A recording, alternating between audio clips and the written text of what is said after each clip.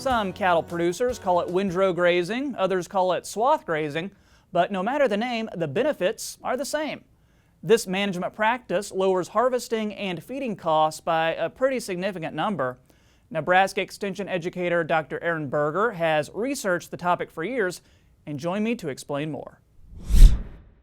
Yeah, windrow grazing is a scenario where we go ahead and put that crop in the windrow, but instead of wrapping it up in a bale, we actually leave those windrows in the field, and then we go out and we ration those windrows to the cattle, usually giving them anywhere from 1 to 3 or 4 days worth of feed.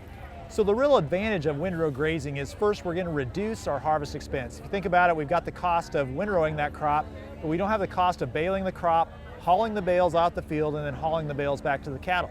Another benefit is that when we're windrow grazing, we're returning all the nutrients from that crop right back to the field that it was growing on. So that can sure have some fertility benefits to us in subsequent crops that we grow. Another thing would be labor. If we think about, we can go out with a temporary electric fence, might take us 20 minutes to put that up, and that'll feed the cattle for anywhere from 1 to 3 days. And so we're also not running equipment. So that's some advantage also. When we think about some of these annual forages that we've grown this year, especially on prevent plant acres, some of these sorghum sedans that are maybe very tall, getting those wrapped up in a bale could be a real challenge for us in terms of getting them dried down to a place where we could really store them well. However, in windrow, in the fall of the year, typically we have cool, dry temperatures, and that really lends itself to preserving that, and we can graze those windrows on into the early part of the year. And so just as a way to reduce cost and maybe utilize a forage in a way that can reduce some labor for us. Are there some forages that work better with this than others? Yeah, I think these annual forages are ones that work pretty well. These grasses, they tend to lose their quality less than we would with an alfalfa. Although that having been said, for folks who might have a late alfalfa crop that they might think about windrowing in, say, mid-October, windrowing that crop, putting it in the field and then grazing that can be a way to get that crop utilized well, reduce some of the loss that maybe we would have if we were just grazing the aftermath standing. After a hard freeze, alfalfa pretty quickly tends to lose its leaves, but if we had it in windrow, we can maintain that longer and get more utilization out of it.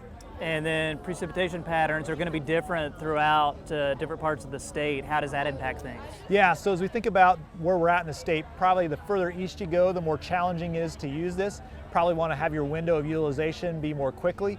We get to the western part of the state, there's folks I've worked with that windrow a crop in September, might not use it till the following March. We have a high, dry climate that tends to be cool. So I think where you're at in the state, the crop you have, sure can dictate how well this would work for you.